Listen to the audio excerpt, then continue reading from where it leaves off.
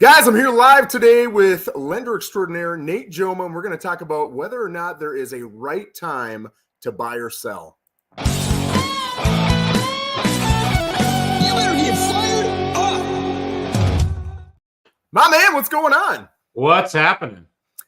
Just living the dream, man. We're painting my office right now, so I'm actually sitting in my bedroom, and this has kind of been the office for the last 2 days. But luckily, we should be done today, and I'll be able to get back in there. But until then, it looks like I live in a dark closet, which, maybe I do. Who knows? My wife's really in charge, so sometimes that's where I stay. I heard All right, so today we're going to talk about, is there a right time to buy or sell? And honestly, let's forget the selling part. Let's talk about the buying part, because we've got Nate in here. And, I can look at it from a market standpoint when it comes to prices. One of the big reasons I love having Nate in here today is because he looks at it from probably the only other large point, which is rates, right? What are rates going to do? He's getting that question every single day. I'm getting that question every day. What are prices going to do? That's another big question. So I'd love to hear from you, Nate. If I'm a buyer and I come in and I say either, hey, rates are too high, prices are too high, I'm thinking about waiting, I want to time the market, what kind of conversation are you having with that buyer to impart some wisdom on them from shared experiences that you've had? Sure. Yes. So let's start with the comment you made. Rates are too high. I always say, compared to what? Like, compared to what are rates really high right now? Compared to a couple of years ago? Yeah, they are higher. Compared to 7 years ago? Not really. They're pretty good. So it really just depends on your perspective. So if somebody is of the opinion that rates are too high right now, I say you're right. Rates are a little bit higher than they were before. Home values are also a little bit higher now than they were before. So if rates are higher now and home values are higher now, assuming that rates don't move, worst case scenario, you're going to buy in 6 months or 12 months, you're going to spend more for the house for the same rate that you have today. Worst case scenario for me. Worst case scenario for you is that rates go down and you didn't take advantage of buying now, because you're going to now be one of many buyers that are out looking at these home prices that are creeping up, that are going to be probably selling for even more 6-7 months now, because all these other buyers came in. So now, instead of you maybe buying now where rates are higher, buying now where home values are more reasonable, you're going to be buying in 6 months where home values cost more and rates are lower, but you're going to be one of many bidding on that house. You're going to spend even more for the house. So any rate savings that you think you're getting waiting are going to be completely wiped away, and then some, by waiting for home values or waiting for rates to come down while home values are creeping up. Yeah, I love what you're saying. I'll say a couple things about it. Number one, I think when you're listening to a lender or a realtor and we say things like this, it's really easy, especially if you don't have a great relationship with us, to think, well, that's a sales pitch. I would recommend finding a realtor, a lender, anybody who you trust or don't trust. I guess with the exercise, it really wouldn't matter. And running the actual numbers. What if I were to buy? And what if rates came down? What if I were to buy and rates went up? What if I were to buy and rates stayed the same? And the same with prices. What would happen? What would it look like versus whatever my plan B is? And for most people, plan B is renting, right? And if you're to compare those two and you increase rent the way you should every year on average, and you increase your taxes on the purchase side every year like you should, and the insurance like you should, you'll see in just about every single situation, because of both the appreciation in the prices and because of the equity you're building by paying down your mortgage, it's about a 2 to 3 year break-even point where it breaks even on renting versus owning. And everything after 2-3 years, it almost always makes sense to buy, right? So I've got the chart up right now. Can you see it, Nate? Yeah. Okay, cool. So this is historic mortgage rates over the last, since 1970. What's that, 54 years? So a pretty good chunk of time right here. And you can see where we're at right now is about where we were at in 08. Okay, so we have been, luckily, and I'm in this boat as well, thank God, we've been spoiled with phenomenal rates. But the 50 That's not 50 years. The what? Oh wait, 38 years prior to that, and this only goes back 54 years. Rates were at that number or higher almost the entire time. Mm-hmm. Now, as a buyer, I don't want to say that, and I don't want you to think that I think, well, obviously, we are at average or below average rates, you should buy. Just because we're at average or below average rates does not mean you should buy. You should still run the numbers, right? However, I think a lot of people think rates are really high, they're bound to come down. If you think rates are high and that is the cause of why rates are going to come down, I would argue they're kind of middle of the road right now, maybe even a hair low, right? So I wanted you to see a visual of that so you can see what rates have typically done over time. Now, does that mean rates are going to go up? Does that mean, rates are going to go down? It doesn't really mean anything. Right. I want you to have perspective on what normal rates look like over the last 54 years, right? Perfect. Yeah. I think that that's critically important. I've brought this up before, Nate. If you purchase a home, and I don't know if I like the phrase date the rate, marry the house, right? And it kind of implies go get the house that you want at today's prices because prices are almost assuredly only going to go up. But it implies rates will come down. So you're just dating the rate and you can change the rate. You can refinance your mortgage if rates go down. That's half true, right? In that of the times when rates come down, which maybe they will, maybe they won't, right? Yeah. I would argue it doesn't matter if you're dating the rate or marrying the rate, right? The fact of the matter is it almost always makes financial sense to purchase in every single scenario, and I'm happy to sit down with you and run those. Nate is happy to do that. And if rates go down, yes, you can go and you can refi. What will you be out? Nate's going to charge you a few $1,000s in refi fees, and you're going to get the same rate that you wished you would have waited for, right? You'd be out a few $1,000s for waiting. If rates go up, which in that graph I just showed you, there's just about equal amounts odds that it's going to go up, that they're going to go down. You're going to wish you had purchased as early as possible. Mm-hmm. So really your risk, in my opinion, compared to the overall value of a $300,000, $400,000, $500,000 home is incredibly low compared to the risk of rates going up along with prices. And now you're in an even bigger hole trying to do so, right?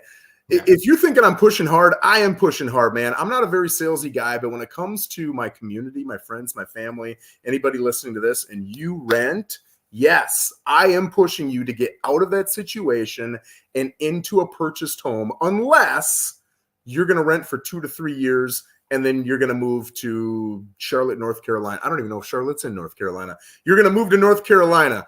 Then I would say rent. But other than that rare situation, it makes sense to buy. So sure. Let me get off my soapbox now, Nate. What other thoughts do you have on this topic? I have a question for you that might help put something in perspective for those that are listening or watching later. Sure. If I'm going to rent a house, in your professional experience, how much would I need to make to rent a house, for example, for $3,000 a month? Would I need to make $9,000? That's what I hear.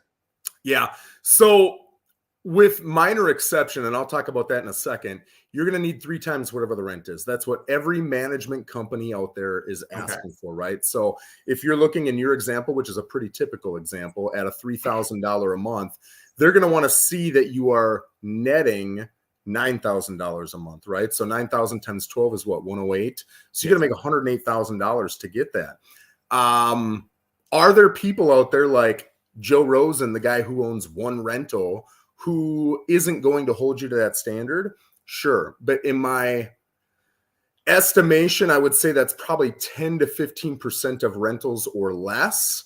And a lot of times those rentals are the ones that most people have the most challenges with because they're not professionally managed. Sure. So yeah, you're spot on 3 times. Okay. So 3 times the rent would mean that 1 month of rent is 33% of my income, right? Yep. Okay. So what would it cost me if the rent was $3,000 a month to move in? Would it be first, last, and security? Yeah, first, last, security, and it's almost always a hair more than 3 times because you're going to have first, last, and deposit. Plus, there's usually going to be an application fee or a background check or added money for having pets or whatever it is, but it's usually a little over 300%. Okay, so that would be a 6%. Sorry, that would be a 3% down payment and a 33% DTI. Guess what? If you can afford that, you can buy a house. Yeah. That exactly. I've had so many people who come to me with 8, 9, 10 grand and they want to rent. And I'm like, dude, we could go buy a house. What are you doing? Yeah. Now I will say this. A lot of people are going to tell you, if you go on Google and you look up how much you need to buy a house, they're going to say, hey, on an FHA loan, you need 3.5 down and you're going to need at least 3.5, 4% closing costs. So you need 7.5% down. That is true in that one scenario. But Nate is talking about, I assume, a 3% down conventional, which means you have not owned a home, a primary residence in the last 36 months. Is that right? 36 months. Yep, 36 months. So you can get a 3% down conventional. This is assuming you've never been in the military. If you have, it gets even sweeter. Yep. I've got a military couple right now. They're going to buy a home and it's going to be 0% down, right? Beautiful. So how do you get in for 3% down? Like Nate is saying, you ask for the seller to pay your closing costs. Will every seller do that? No. But 2, 3, 4 years ago, it was impossible. Nobody did that. Right. Now a lot of people are bending on that. Would you, let's just say the home price is 300 grand. Would you be able to come in at 300 grand, ask for 3% and closing costs to be paid for, which is 9 grand? They net, the seller nets 291 and you get the home. Sure. Will everybody do that? No. Could you come in at 309 and ask for that $9,000 back and now they're netting their 300? Absolutely. Are there challenges with it? It has to appraise, but in all honesty, the difference between a $300,000 home and a 309 really isn't that drastic, and I do not see those now. I've had 13 short appraisals since I've been in Florida on all the properties that we've sold, and all but one of them have been over $500,000. So if you're in that first-time homebuyer bracket, that 300 to 400 grand, I'm not saying it won't happen, but it's incredibly rare, right? So asking for closing costs is not that big of a deal. And to Nate's point, you've already got what you need, right? You're already there. So good point, Nate. Yeah, so I'm not suggesting that everybody say, I'm not going to rent, I'm going to buy, because it may not be the right time or even the right idea for you to buy. But I would say overwhelmingly or overarchingly, most people that are renting right now could probably buy a home. Most. I had put a Facebook post up the other day with some data, and I want to see if I can find it here. I think I had 2 of them. Man, I was on a data drive here. Holy smokes. I like it. I'm a number geek like you, Joe. I get it. I love it. Well, like I said, man, I feel like it's my job as a guy in the community, and this is what I'm good at, to really make sure that people are educated. Whether or not they do the thing is up to them, but I want to make sure you're educated, right? So, okay, here's a post, and I'd like to just show this post here quick. Facebook share. Okay, so that's not the post I wanted. Here's the post I wanted. Okay, so you got 2 choices, right? The first one is share your frustration in increased housing prices, which is true. If you're a buyer and you're trying to get in, you're tight on numbers, it's frustrating. And they've gone from an average of 256,996 5 years ago, this is nationwide, to 421,7 today. And I'll tell you, in Port St. Lucie, the median price point is right around 420. So this is pretty accurate to our area here. And you can express that frustration and it'll create an emotional sense of relief for about 4 minutes. And I think I'm being nice with the 4 minutes. Yeah. Choice B is you can look at these patterns. You can look at the data. You can look at the numbers. You can do your research and you can see the consistency in rising prices in everything, not just homes, over the decades, not just the last couple years. And you can purchase today, and I'll talk about what that means here in a second, right? And where I think we've kind of changed our mindset over the last 10, 20 years. And your average priced home, which we said was 421,7, and maybe it's 3, maybe it's 5, whatever it is you're comfortable with, but whatever purchase price it is, right? It'll increase over the average pace over the last 5 years, which I was surprised to find was 5.34%. I guessed it was going to be around 3 or 4%. So that surprised me. That home at 421,7 in 10 years will be worth 709,5. So if you're 24 years old and you buy at age 34, you will have a $709,500 home and you would owe roughly, and this, I'm a realtor, right? So take Nate's I can't even say it, Nate's word for it. But I'm guessing you're going to be right around that 347,962. Let's just say 348 on that date. That's what you're going to owe on that 421 property you'd purchased 10 years ago. You're going to have a hair over $360,000 in additional wealth. To me, that is monstrous. Oh, yeah. And that is the difference. That's when I meet some 30-year-olds and some of them have 300 grand in the bank and some of them are living paycheck to paycheck. Not always, but I would say there's one of two things, or maybe two of two things that happened.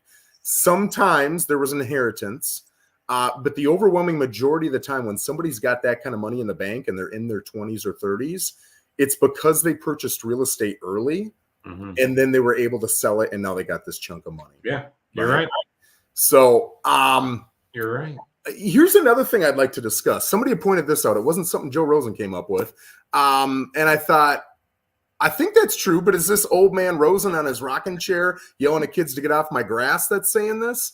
Or is this really true? So I'm going to tell you my thought, and I'd like to hear your opinion on it. Sure.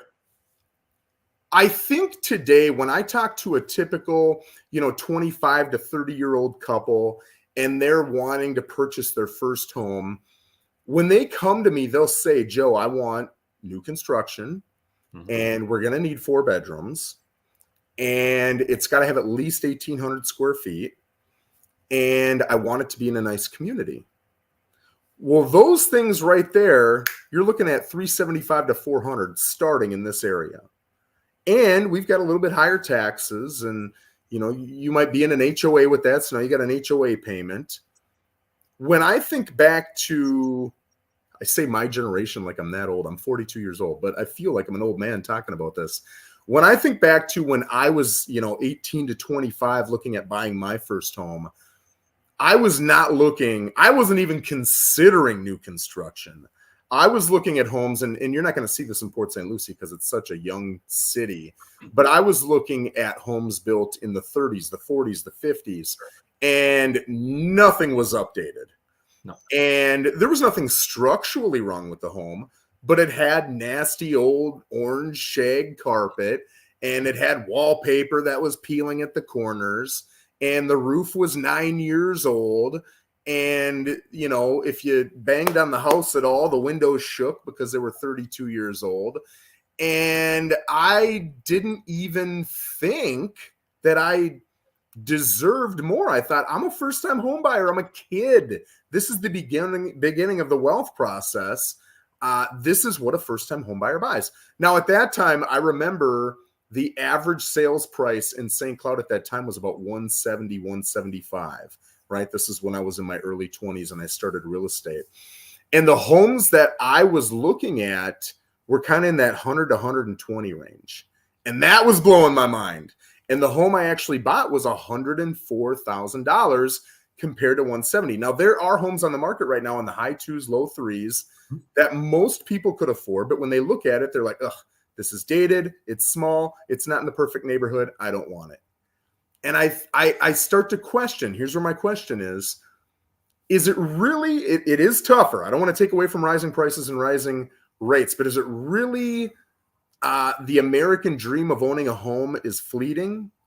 Or is it the expectations of everybody with everything, to including housing, has gotten higher, even if they haven't gotten to the point where they've necessarily, in my opinion, earned it yet? What are your thoughts on that? Yeah, I'm definitely going to sound like the old man sitting on the rocking chair with you, out there on the porch right now, because my thought on that is exactly the same as yours. Yeah, we're in a generation now where everybody wants instant gratification, so they want their perfect home right now. Facebook, social media, anything, DoorDash, you can get food just like this right now. So yeah, I agree with you. In my mind, I would think that and I'm, in my 40s as well, Joe. So we're very old man Nate. In my mind, back when I was in my 20s, I wasn't looking at the perfect house. I was saying, I need to find something that is mine, that I can make mine. And then the same thought process you just shared with us, 10 years from now, I'm going to sell this thing and I'm going to have more money and I'm going to be able to buy the nicer house and I'm going to be able to pay off some debt and put some money in my pocket. Yep.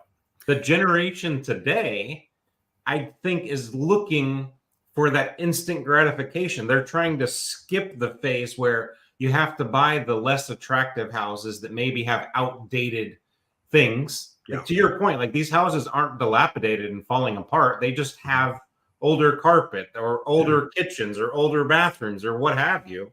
They're nice houses, but they're outdated. Yeah, but I can afford this nice house that's outdated today, right? Yeah.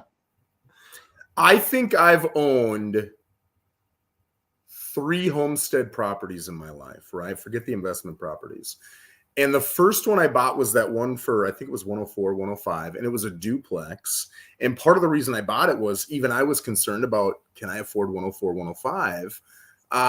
And so I got the duplex, which meant I got the income from the backside, right? Sure. So I don't remember what my mortgage payment was, but what I was actually paying out of pocket was probably $100, $200 a month, plus my utility bills, because everything was covered by the income coming from the backside. Sure. Now, I feel like if you talk to a lot of people who are in their 20s today and you mention that, they're like, I'm not going to live by somebody else. I'm not going to live in a multiplex. That's crazy. And I didn't even think of that. I just thought, I'm here to build some cash. I'm here to build some wealth. And I'm young and I'm single and I don't have kids. It's time to live the sucky life, which in all honesty, you know, it's not that sucky. Anything you've ever done that sucks. I mean, I've done the Army. I've done Afghanistan. I've done living in a $104,000 home. It sucks for 2 weeks and then it just becomes your new norm. And that might sound like a sad story, but I just feel like so many people's high expectations holds them back from being successful or wealthy. Looking at the second home that I purchased, we purchased it for $170 in Washington. This was when I was in the Army, and it was not updated. It was not large. I want to say it was 1,400 square feet. It was 3 bedrooms all next to each other. And we had a 2-year-old and a baby on the way. And I thought, holy smokes, that's going to be a loud little corner of the house. And the garage was converted into our living room. So you had a concrete step down into our living room. And there was an aquarium in the wall, which we never filled or used. I mean, I could go on and on and on. And there were super cute things about it. I mean, I'm only telling you the negatives about it. But we bought that home for $170, and I sold it 4 years later for $300,000. And that's what gave me the cash to be able to buy the home that I'm currently in. And now we're in a home that's worth over $500,000. And a lot of people would look at that and say, must be nice. And I'm thinking, you don't see the cash that I pulled out of the first home to put into the second home. Right. And then I had to wait 4 years living with all that crap I just told you about, and then pull the cash out of that to be able to afford this house. So it is nice, but it's nice because I went through those stages and I did my time. And now I've earned the home that everybody kind of wants right off the bat. So I was just going to say that. Yeah, it is nice, but that's because you put in the time, right? You have that time. You have that tenure. You had to make the sacrifices to get there. So yeah, when you make the sacrifices and you let time pass, you do get really nice things. Yes. But you have to work for it. Yeah. Now, last thing I'll say, and I'd like to hear, your point on this if you've got anything to add. The question of the video is there a better time to sell, or when is the best time to not sell, to buy or not? And I would say this. Prices almost unanimously have gone up every single year. And when they go down, they don't stay down long. And with the exception of 2008, they rarely go down enough to where you'd wished you'd waited, right? Exactly. Even if prices go down 2 or 3% this year, which when they drop, that's usually what they drop, it's not going to make up for all the lost mortgage pay down that you would have had that year building up your equity in the home. Exactly. You need a 10, 20, 30% drop for it to make sense. And the odds of that happening, if you look at the last 100 years and you look at how many of those years had, say, a 10% drop or more, it's in the single digits. It is incredibly rare. And when it does that, it comes back pretty quickly. Exactly. So you have to time it perfectly. And if you're a Warren Buffett fan like I am, he'll tell you, 96%, I think, of money managers get beat by the S&P 500 index fund, which is run by, like, there's no manager at the top making great decisions. They're just saying, what are the biggest 500 companies? Boom. That's what we're investing in, right? 96% of money managers over a 10-year span get beat by them, which says if the pros who are putting 60, 70, 80 hours in a week can't time the market, why the hell would I think I can? And I would say the same thing with the housing. You have to time it so perfectly. You can't just say, I'm going to wait until it goes down. You have to know when it hits the bottom. And I'm telling you, on the way down, everybody's going to say, I'm going to keep waiting. I'm going to keep waiting. I'm going to keep waiting. Right. By the time the '08 folks said, I'm going to get back in, it had already come up 5, 10, 15 points. And they missed that trough that they were looking for. Exactly. So I don't say this to be negative or to push you. Well, I do want to push you to buy. I think everybody should get out of renting. So if this is what does it, yes, buy. But I'm not saying it as a pitch. I'm saying it because the odds of you as a human being, and I'm in real estate, and even I have no idea what's going to happen with the market. And if it plummets 20% tomorrow, I don't know if it's going to stay that way for a year or 5 years or come back up in the next 3 months. Who the hell knows? Right. I'm certainly not going to bet my future wealth on it. Exactly. I know that buying is a winning ticket over a 5, 10-year span 99% of the time. Why wouldn't I want that winning ticket? Exactly. So, look, I'll open it up to you, and you can finish this out. Do you think there is some metric or something or some triggering event that would make it a great time to buy over another? I'll take my sales hat off and throw it as far away as I can and just talk numbers, because numbers aren't sales. Numbers are facts, right? You can't argue the numbers. When you make a mortgage payment, some of that payment, and we've talked about this, goes toward your interest. But the other part of that payment, you're taking from your right hand and putting in your left hand, and you're paying down what you owe on the house. And so you do that for 12 months, you do that for 24 months, you do that for 36 months. Over the course of that 36-month period of time, you've made 36 payments, and every one of those payments has taken the principal, the amount that you owe, down incrementally every single month. Over that same span of time, Joe, you are getting, to your point, appreciation in that house. So you're saving money every single month because you're putting that money back into, let's call it a reserve account. That's the equity in your house that you can't touch, but you're also gaining appreciation every single month. And so over that period of time, again, 36 months, you're paying down your mortgage, your house is appreciating, you're building up this bank account that is the equity in your house. So there's never a bad time to start investing in yourself. To your point, there has been one instance where home values went down quite a bit and they slowly recovered. One time, and what is it, a 50-year window did we look at, or is it 100 years? Well, I want to say the last time that happened, and I'm making this up, I don't have data behind this, but from memory, it was the 1920s when we saw that drastic of a Exactly. Thank you. So it's been about a 100-year window. There was one instance in 2008 where stuff got real weird. So you have a 1 in 99 chance of that happening again. Like you're more likely to have some random person drive their car into your house than to lose equity like that, right? Spot on.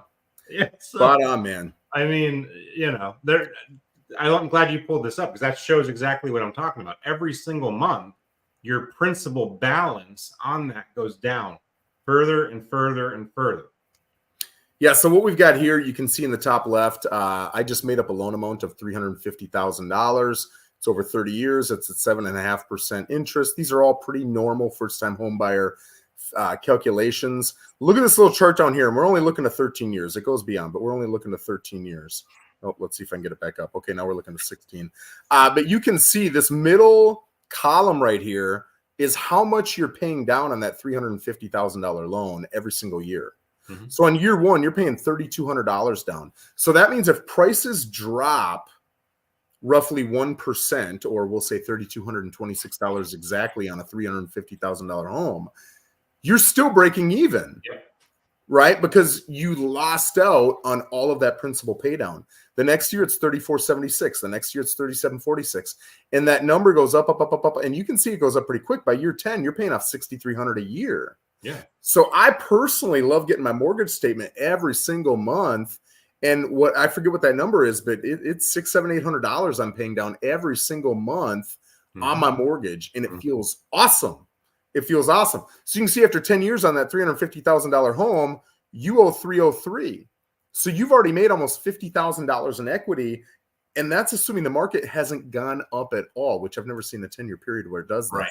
Exactly. So if you're getting that increase of 5.34% every single year for 10 years, plus you got the built-in $46,000, $47,000 of equity, you can see where these monster checks for these, I'll call them kids, are coming into play, right? These guys are 30, 35 years old, and they're getting these huge checks. Yeah. It's not a secret. It's math. Exactly. It's math. This isn't a sales pitch at all. It's just math. Yeah. It makes sense. Yeah. And I will say this. It's scary. People will say, well, if I rent, I don't have to pay insurance. I don't have to pay taxes. I don't have to worry about the HOA due. That's not true. Because I'll tell you, when I'm a landlord, if my mortgage is $1,800 and my taxes are going to cost me $600 a month, that's $2,400, and my HOA fee is $200, that's $2,600, and my insurance is $300 a month, that's $2,900. I'm going to charge you $3,000, $3,100, $3,200, somewhere in there. And yes, you don't have to pay all those things. I'm paying them, but you're paying me to pay them, and I'm making a profit, and you're paying down my mortgage, none of which you get to take advantage of when you eventually leave that rental. Exactly. So you're paying the doggone insurance and taxes and you're paying it all. Yeah. You're just paying it through me because I'm smart enough to go buy an investment home and then rent it out to you. Yeah. Yeah, exactly. I mean, so I could not have said that any better, Joe. That's exactly correct. You're not avoiding those things. You're just paying a premium on all of them because your landlord is having you pay that regardless. Plus, there's a bit of a markup because he wants to make some money, right? Yeah. So Nate, I'm a buyer. I think I'm going to buy. I'm in that $300,000 to $400,000 range, but I'm really nervous. I really want to rent, but I watched this video and I'm thinking, makes a lot of sense. If I call you up, if I send you a Facebook DM, how much time do I need to invest with you to know if I can purchase or not? So we'll start it with a quick conversation, maybe 10 minutes, maybe 15 minutes, just so that I can ask some information and figure out what it looks like. If that conversation goes well, then I will ask you to provide me with a little bit more information online and show me evidence of income, assets. We'll look at credit together. So your total time investment, probably an hour. And we'll know exactly what you can do, exactly how much you can get approved for. And then you can connect with Joe and say, hey, Joe, Nate got me a pre-approval for this much money. What is out there in this price range? And Joe's going to be able to give you, any number of houses that fit that box for you. And guys, we're both nerds, if you can't tell. So if you pick a price point and we can estimate taxes and insurance and all that stuff, we can run this 10-year scenario on, hey, what if you were to rent? What if you were to purchase and then sell in 10 years? What would that look like? What are the odds that it's a mistake, right? And we can look at historic numbers, all that stuff. I love that stuff. Nate loves that stuff. So if we can talk one person into getting out of a doggone rental, you can use a different lender, a different realtor. I don't care. Just buy a doggone house and get out of those rentals. So I agree. Nate, as always, I appreciate you, man. Preaching to the masses, the good word here of buying real estate and getting some money in that wealth jar. And I hope you have a phenomenal weekend, my friend. Thank you. You as well. Thanks so much. All right. Take care.